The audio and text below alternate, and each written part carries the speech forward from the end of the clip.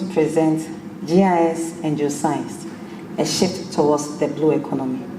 So at the end of this presentation, we'll have a gist of what the blue economy is. This is the outline of my presentation. In the increase of technology, it has caused a shift from the use of using the hand to draw maps to the software production. And that has helped immensely to the geoscience community to making it easy to produce maps using GIS. We may ask ourselves, what is GIS? GIS is Geographical Information System. Geographical, when we say geographical or geography, is anything that has location. As we are all seated, you have a location. It is spatial. Anything that has location is spatial. And anything that is spatial has an attribute. And an attribute could be, two ladies are sitting here. Both of them are in different locations, but different colors of dress. One is in white, one is in black. That is their attribute, right? So we can have a map of people seated here. That is all about GIS. And the system is a software on a computer to be able to manipulate both the spatial and the attributes. GIS is a valuable tool that helps to visualize spatial data, and it helps to manage data. GIS enables you to input data, manage data, manipulate data, query and analyze and visualize data. Geoscience community use this GIS a lot. We'll then ask ourselves, maybe somebody is here who doesn't know what geoscience is. Geoscience is the study of the earth. And we have so many fields. We have the geology, the geochemistry, we have the geophysics, and several. And some of the maps that the geoscience can use or have produced with the aid of GIS is this. We have the geological map of Ghana that was produced with the help of GIS, and we have also the geophysics. Currently, the growing demand of natural resource and the increase in technology, having data, has caused a shift in the exploration of minerals, natural resource, from the land to the ocean. And we know that the ocean, the earth is surrounded by 70% of water. And the ocean is less explored. And since the earth even has a lot of resources, so you can imagine that 70% will have a lot of resources.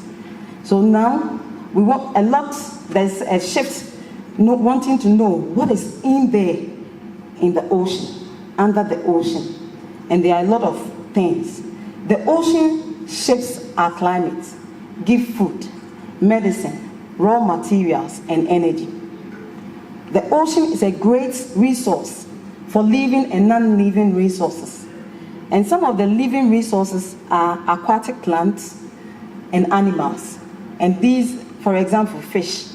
All of us currently, due to health purposes, a lot of us want fish. And that is one resource from the ocean. And also, there are a lot of plants and animals in the ocean that are being used for medicinal purposes. And people use for these plants even cosmetics. Some of them, the base is from the ocean. The non-living resources include oil and gas, salt, sand, gravel, marine placer deposits, and deep sea minerals. The ocean is so much important that 50% of the world inhabitants live within 60 kilometers off the sea, and 3/4 cities of the world are located on the coast. And why? For tourism, for fish, for a lot of things. Looking at the environment, it's so nice. Even along our coast, when you live there, the serene is so beautiful. That is why a lot of people want to live around the coast. and 30% of production of oil and gas comes also off from the offshore. That makes the ocean very important. In Africa, there are 38 countries that are along the coast. 90% of our trade is done through the sea. Africa has 13 million kilometers territorial waters and 6.5 million kilometers continental shelf.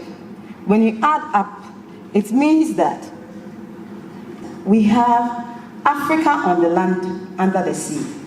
So Africa has these resources under the sea. What then is the blue economy?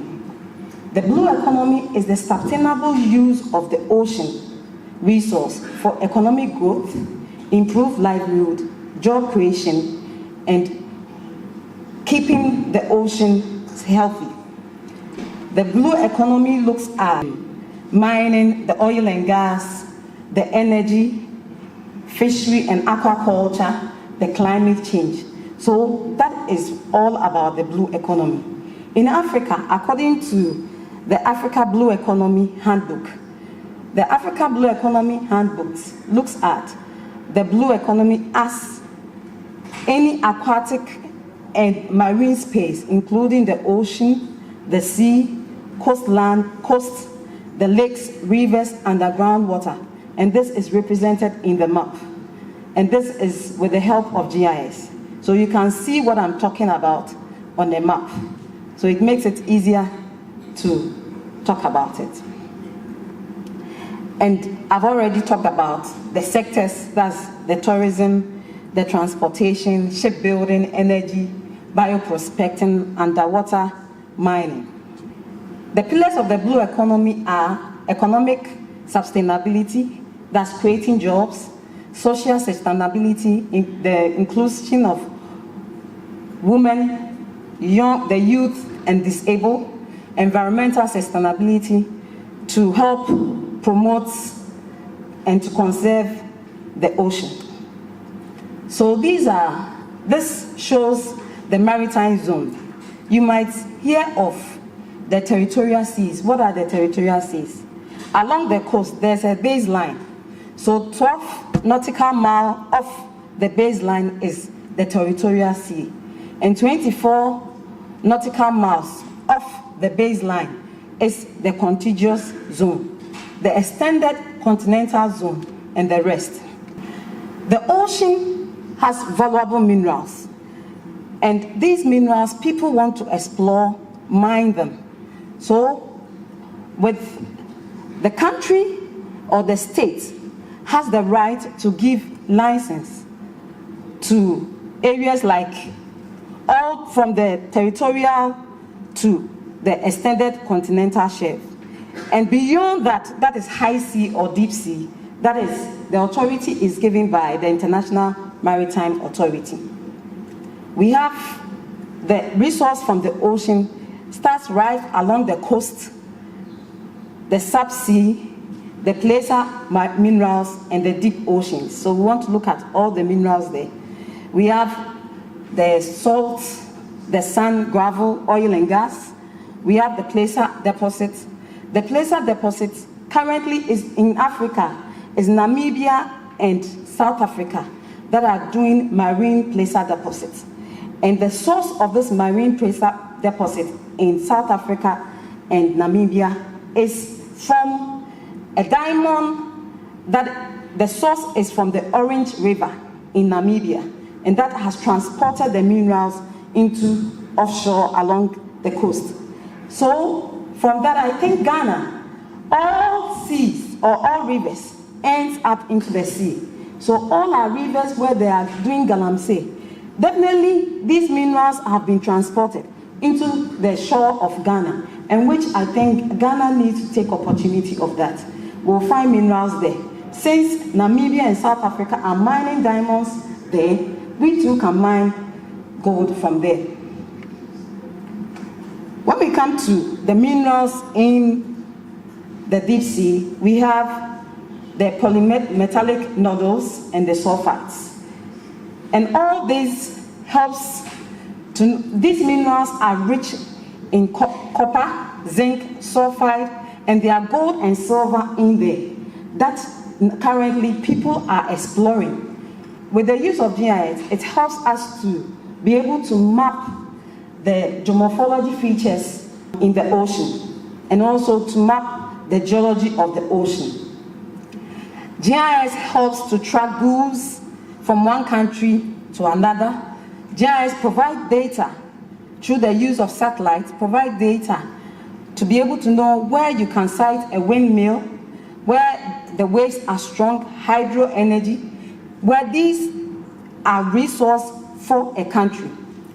So GIS, with the use of GIS, this map is showing the various exploration activities that are taking place in the Atlantic and in the Indian Ocean around Africa.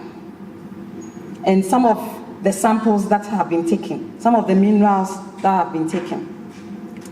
From this, I want to conclude that the blue economy is a new trend where geoscience have to move into. And I will encourage the young geoscientists to move and direct their energy into the blue economy. And where there are a lot of training opportunities where the UN is giving out to Africa, because Africa has less knowledge about the blue economy. So there are a lot of opportunities there, and GIS is being used also in the blue economy. Thank you.